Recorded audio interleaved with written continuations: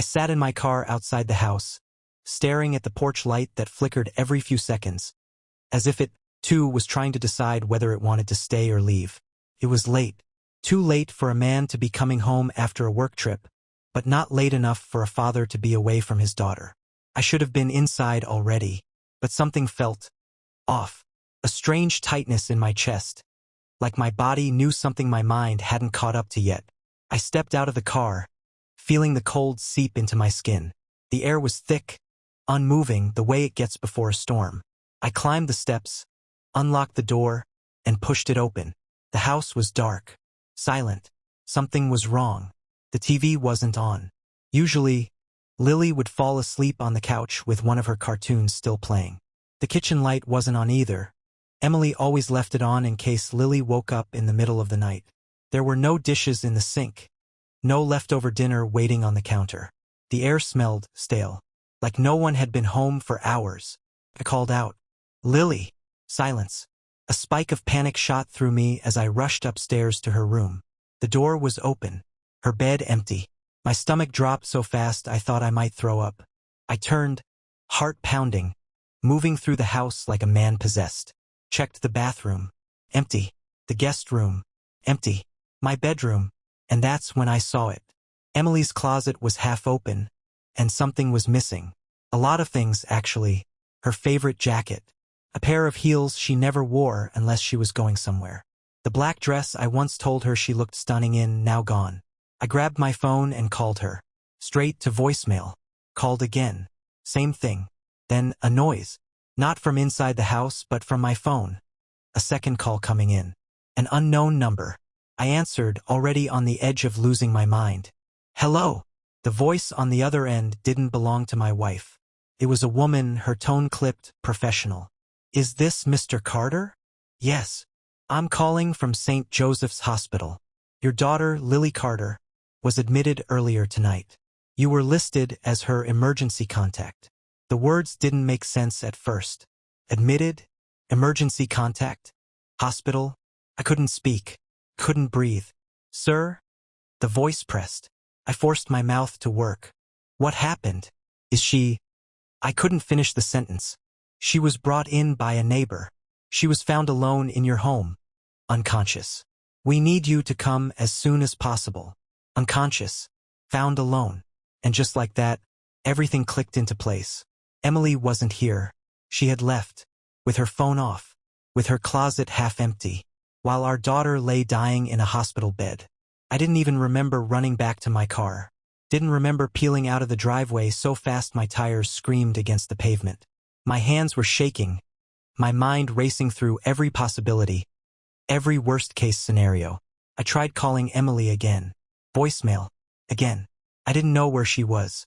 But I knew, without a doubt, she wasn't where she was supposed to be.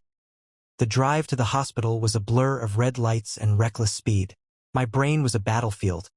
Panic, rage, and a creeping horror clawing at my chest. My daughter was alone. My wife was missing. And I had no idea what I was about to walk into. When I pulled into the parking lot, I barely remembered putting the car in park before I was inside. Shoving past people. Demanding answers from the first nurse I saw. "Lily Carter. Where is she?" She was brought in.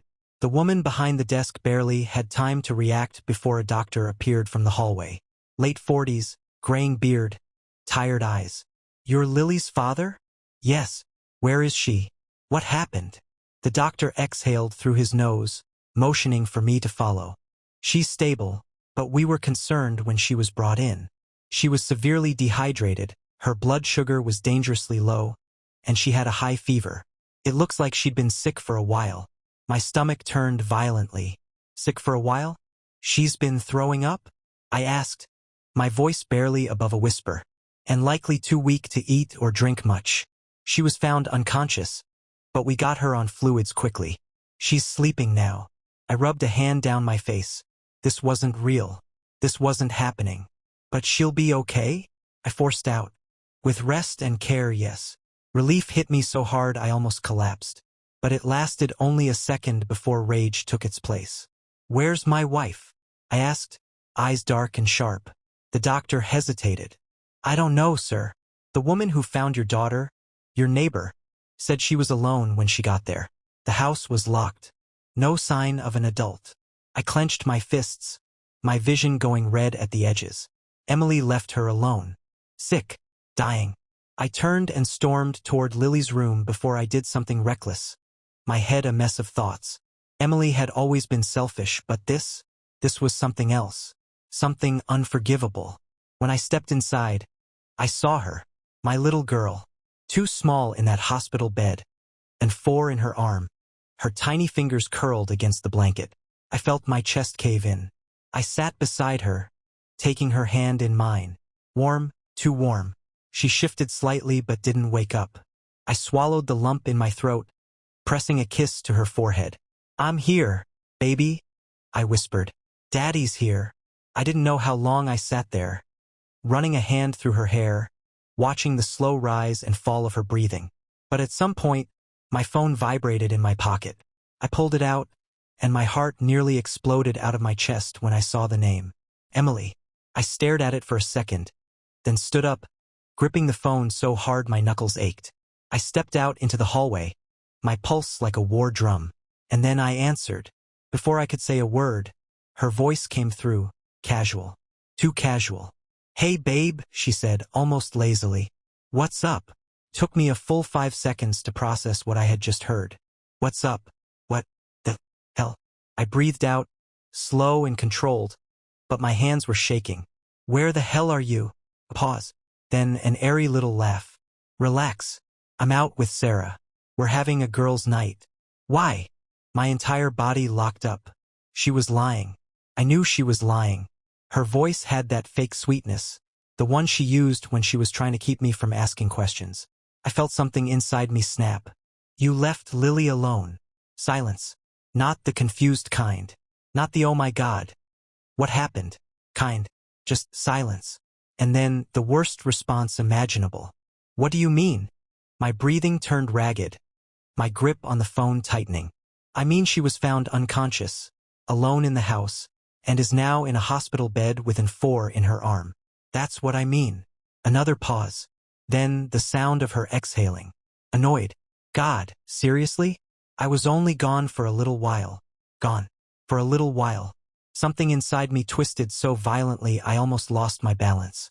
Emily. My voice was deathly quiet. Where are you? A shuffle on her end. Then a muffled male voice in the background. A man. Talking. Close. Too close. I went still. Deadly still. Emily must have heard it too because suddenly, she fumbled. I'll be home soon, okay? Just stay with Lily, and I'll explain everything. I didn't speak. Couldn't. I simply hung up. And for the first time in my life I knew that when she walked through that hospital door, I wouldn't just be waiting for her. I would be ending this. I stood in the hallway, staring at my phone like it was a loaded gun. My pulse hammered in my ears, my breath coming sharp and uneven. The hospital walls felt like they were closing in, pressing down on me, suffocating me with the weight of what I had just heard. A man's voice. In the background. Emily wasn't with Sarah. She wasn't having a girls' night. She was with him. And while she was sneaking around with whoever the hell that was, our daughter was alone. Unconscious. My hands curled into fists so tight my nails bit into my palms. I had spent years pushing aside the little red flags, the gut feelings, the nights she came home late with half-baked excuses. But this wasn't just infidelity. This was abandonment. I had 2 choices. Choice 1. Sit here, wait for her to waltz in with some bullshit excuse, and let her lie to my face again. Choice 2. Find her first. Catch her in the act. I looked at Lily, sleeping peacefully in her hospital bed, unaware of the storm about to break. My heart clenched. I bent down, pressing a kiss to her forehead, whispering, I love you, baby. Daddy's got this. Then, I turned and walked out. I was in my car, gripping the wheel, my mind spiraling. Where would she be? A hotel? His house? Some bar? And then I remembered, Emily was stupidly predictable. She had one place she always ran to when she wanted to be away from home, but still close enough to crawl back when it was convenient. A small motel just outside of town. A cheap, rundown place with dim neon lights and rooms that reeked of cigarette smoke. I put the car in gear and floored it. 10 minutes later, I pulled into the motel parking lot, my headlights sweeping over a handful of scattered vehicles. I scanned the lot, my stomach twisting into knots, and then I saw it. Emily's car, parked near the far end, where the rooms had the least visibility from the street. My blood turned to fire. I got out, slamming the door behind me. My body felt like it was moving on its own, fueled by nothing but fury and the raw need for the truth. My boots hit the pavement hard as I crossed the lot. My eyes locked on her car. The hood was cool. She had been here a while. I reached the row of doors, scanning the numbers. Then, as if the universe wanted me to suffer, I heard her. Muffled laughter. Her voice. His voice. My fingers flexed at my sides as I stepped closer. The sound was coming from room 214. I stopped in front of it, my heart pounding. The door was closed, but the window blinds were slightly parted. I didn't hesitate. I leaned in and looked, and what I saw sent a shockwave through my entire body. Emily, my wife, sitting on the edge of the bed, wearing nothing but a damn robe, laughing, her hand on his thigh. A man I had never seen before, shirtless, smirking, his hand resting dangerously close to places only I should have touched. The air left my lungs. My vision blurred. It was real. She was really doing this. I could have stormed in right then, could have kicked the door in, could have grabbed that bastard by the throat, could have ended everything in one violent moment. But no, that wasn't enough. She had lied to me so many times. She had been so sure she could get away with it. So I did the one thing she never expected. I pulled out my phone, and I hit record. I captured everything. The way she touched him, the way she smiled, the way she leaned in, whispering something in his ear that made him chuckle. Then, when I had all the proof I needed, I did what I should have done a long time ago.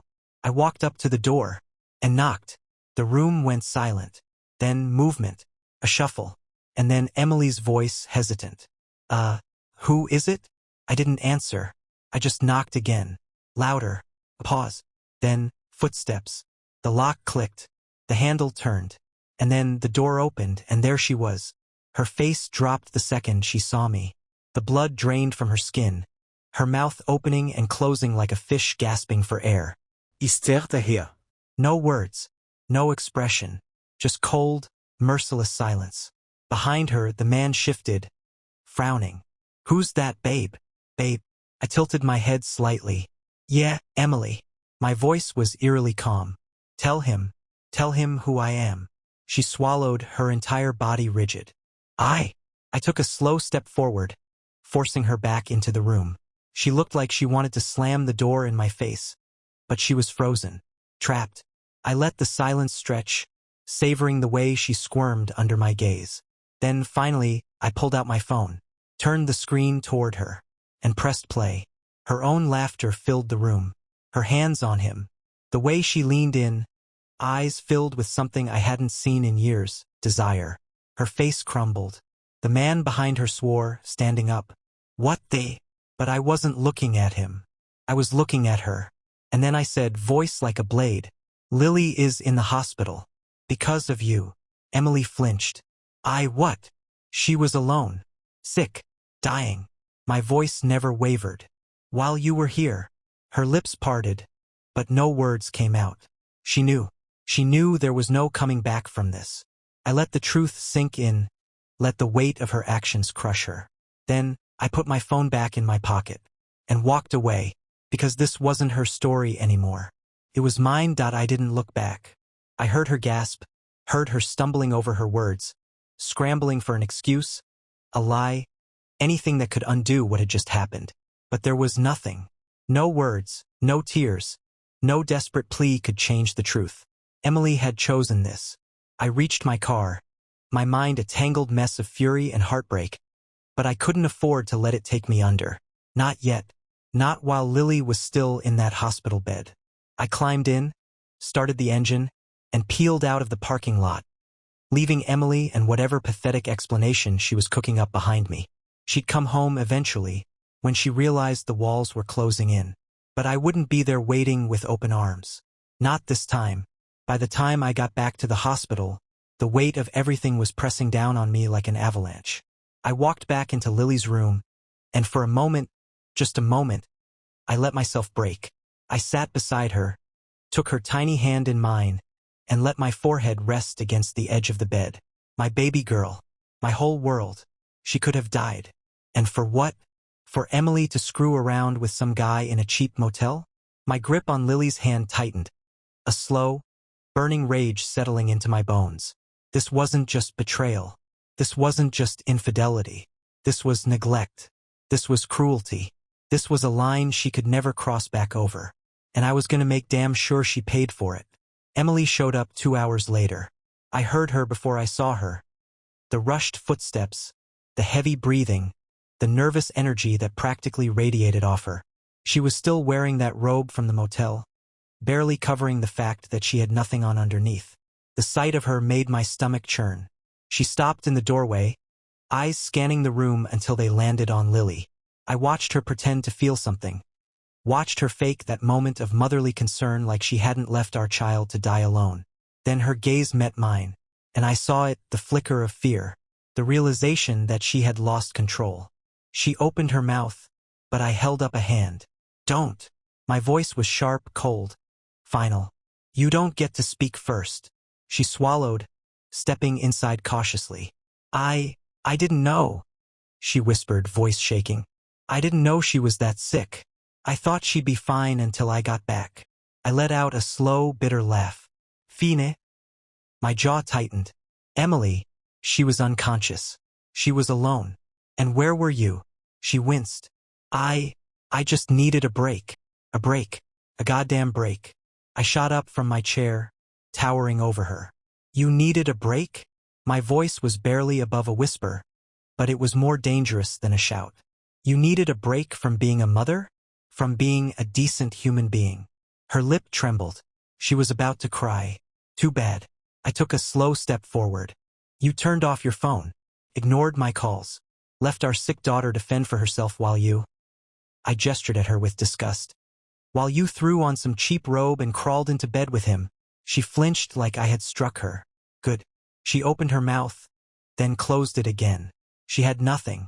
I shook my head, exhaling sharply. Do you have any idea what could have happened? If our neighbor hadn't checked in? If Lily had gotten worse? My voice cracked. She could have died, Emily. A tear finally slipped down her cheek. I didn't mean. I don't give a damn what you meant. I cut her off, my voice like ice.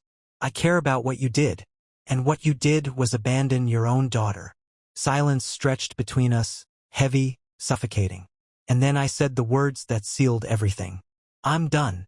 Her head snapped up. What? I met her eyes, and for the first time in years, I felt nothing for her. No love, no pain, just the cold, hard truth. I'm done with you. My voice was steady. I'm done pretending this marriage is anything but a lie. I'm done being the fool who believes your bullshit. And I am sure as hell done letting you anywhere near Lily. Her breath hitched. You can't. I can. I stepped even closer, lowering my voice to something lethal. And I will. She shook her head, panic creeping in. You're just angry. We can talk about this. We can fix this. I laughed. A cold, humorless sound. Fix this. I gestured between us. There is no fixing this. There is no us anymore, Emily. You made sure of that. I watched her crumble in real time. Good. She deserved every second of it. But I wasn't done. I pulled out my phone, tapped the screen, and turned it toward her. She went pale, because staring back at her was the recording. Her, him, the motel, every disgusting detail. Her eyes went wide. You! I have proof, I said, voice flat. Proof that you cheated. Proof that you abandoned our daughter. And first thing tomorrow morning, I'm taking this to a lawyer. Emily's breathing turned ragged. No, you can't, you wouldn't. Oh, I would. I shoved the phone back into my pocket. And guess what? You won't get a damn thing. Her face twisted, desperation creeping in. James, please. I turned away from her, dismissed her, because I wasn't wasting another second on a woman who had already thrown everything away. Get out, I said without looking at her.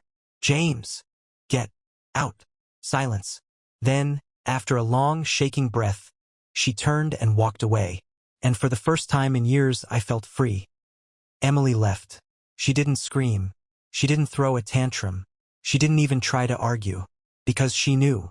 She knew there was nothing she could say, no excuse that could make this go away. She walked out of the hospital room without another word. And I didn't follow. I stayed right where I was, standing beside Lily's bed, listening to the quiet beep of the heart monitor. That sound was the only thing keeping me grounded. I reached for her tiny hand, holding it gently between my fingers. She stirred slightly but didn't wake up. That was okay. I just needed her to be safe. The next morning, I was already making calls. I hadn't slept, hadn't eaten. I had spent the whole night sitting beside Lily, replaying every moment in my head. Emily's voice on the phone, the man's voice in the background, the way she looked at me when I caught her. Not guilty, not ashamed, just caught. And the more I thought about it, the more I realized this wasn't new. This wasn't the first time. It was just the first time I saw it. So I did what any man in my position would do. I called a divorce lawyer. The woman on the other end of the phone was sharp, direct, and when I told her everything, she didn't sound surprised. She just said, "You need to act fast." I already knew that, because Emily, she was smart in all the wrong ways. And if I knew her at all, I knew she wasn't going to just roll over and take this. She was going to fight. Not for me, not for Lily, for herself, for the money, the house, the things she thought she was entitled to. But she wasn't entitled to a damn thing. She had given all of that up the second she left our daughter alone in that house.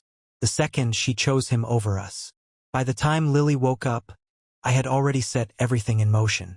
Lawyers, paperwork, emergency custody orders. I wasn't giving Emily a chance to screw me over. Because now, this was war. Lily's eyes fluttered open slowly, and for the first time in what felt like years, I smiled. "Hey, baby," I whispered. "How are you feeling?"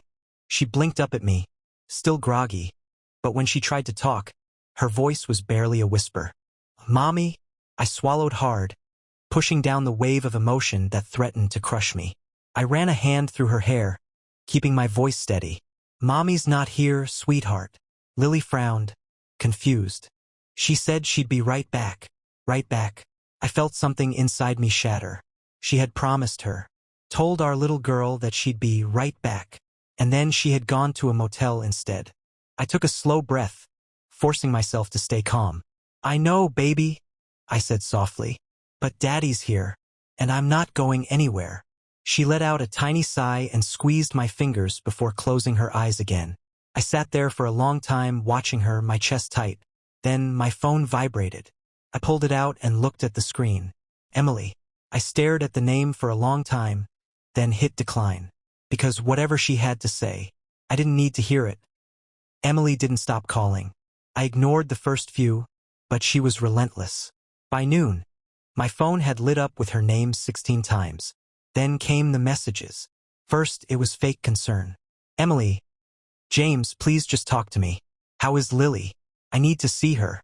Then the gaslighting. "Emily, I don't know why you're acting like this. I made a mistake, but you're blowing this way out of proportion." And finally, the threats. "Emily, if you try to keep me from seeing Lily, I'll make sure you regret it." I almost laughed, because what Emily didn't know was that I had already made my move. I had sent the hospital reports and the recording to my lawyer. I had called Child Protective Services, and by the time Emily figured out what was happening, I would already have full custody. She had no idea what was coming. At noon, I took Lily home. She was still weak, but the doctors said she would recover with rest. I carried her inside, holding her close, feeling the small rise and fall of her breathing against my chest. She was warm, too warm. It made my stomach twist. She should have never been in that hospital bed to begin with.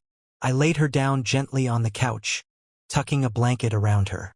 She blinked up at me, her voice small. "Daddy." I crouched beside her. "Yeah, baby?"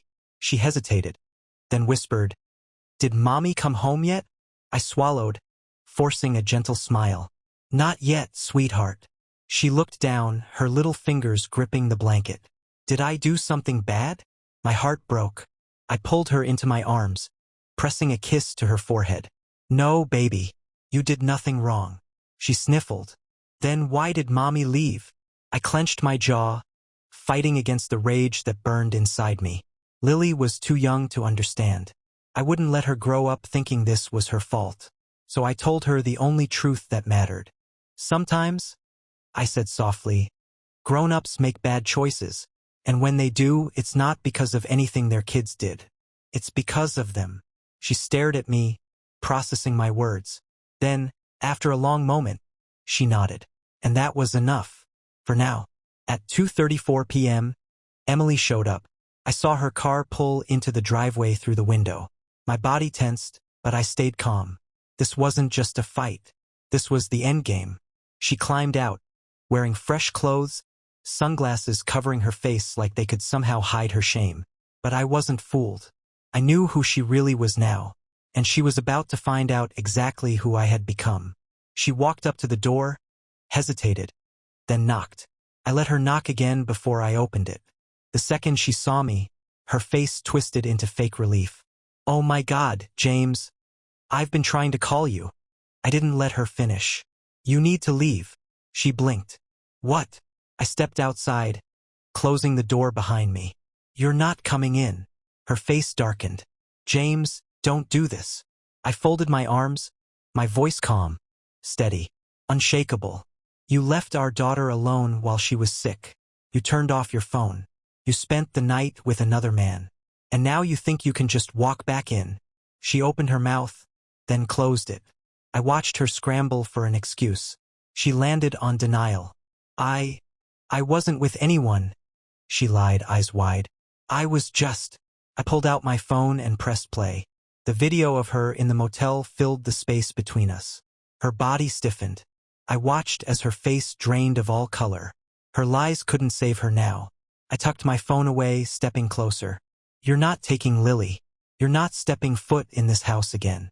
And if you try, I will make damn sure you never see her unsupervised." Her jaw clenched. "You can't do that." I smiled. "I already did." I reached into my pocket and pulled out the emergency custody order. Signed, sealed, filed. Emily's breath caught. She snatched the papers from my hand, her eyes scanning them. When she looked back up at me, I saw it. The moment she realized she lost.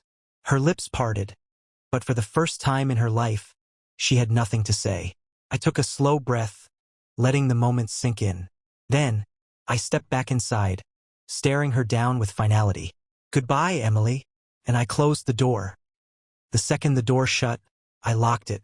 Not because I thought she'd try to push her way inside. Emily wasn't stupid enough for that. No, she was calculating. The kind of person who didn't explode right away. She liked to manipulate, to twist words, to turn herself into the victim. And right now, she was probably standing on my porch, seething. I exhaled slowly, pressing my back against the door. My hands were still steady. My heartbeat was still even. Because for the first time in years, I was the one in control. I turned around and peeked through the window.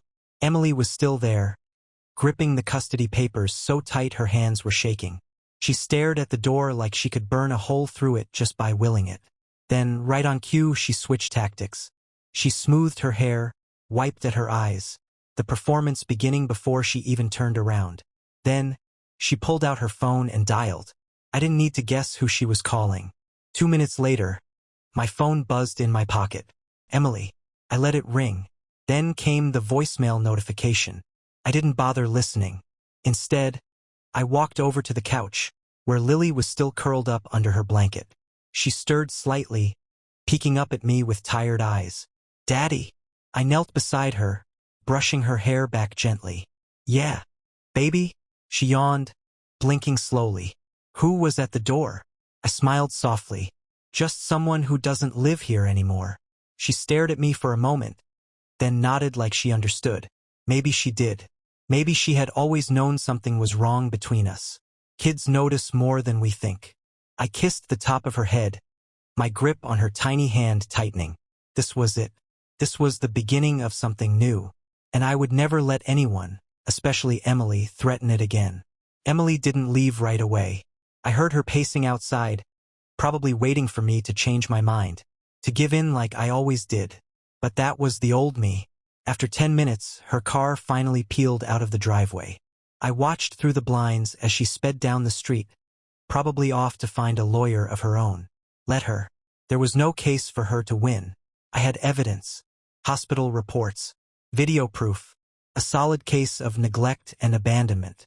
And even if by some miracle she managed to get joint custody, I would fight like hell to make sure Lily never had to be alone with her again.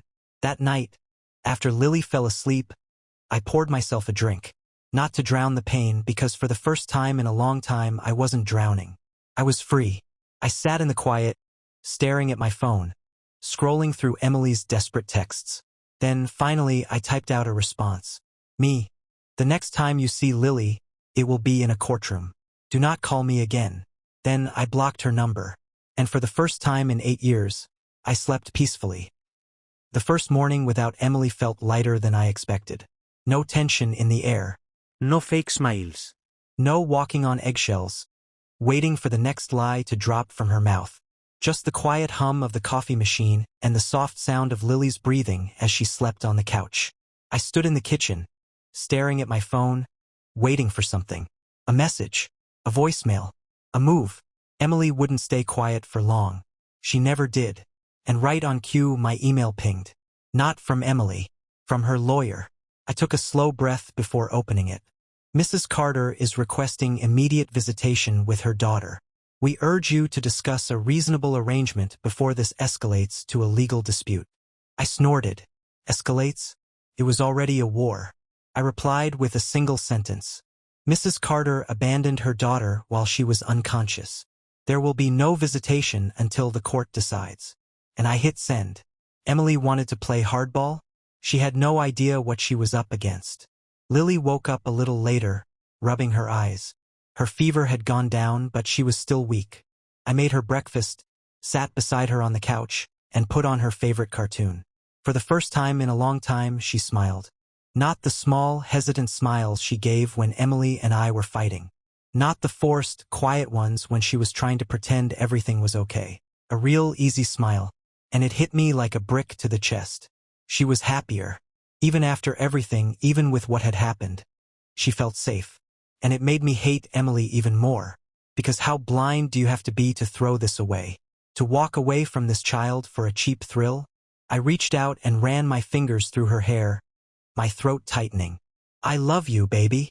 She looked up at me, still half asleep, and whispered, I know. And that was all I needed. By noon, Emily's patience had snapped.